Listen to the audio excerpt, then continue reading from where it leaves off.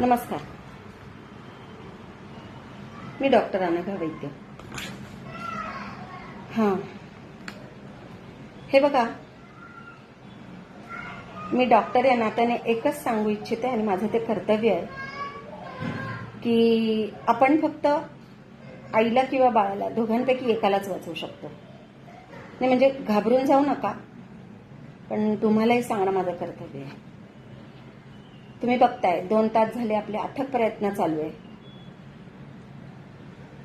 नाही म्हणजे मेडिकल सायन्समध्ये मिरॅकल होतात, चमत्कार होतात.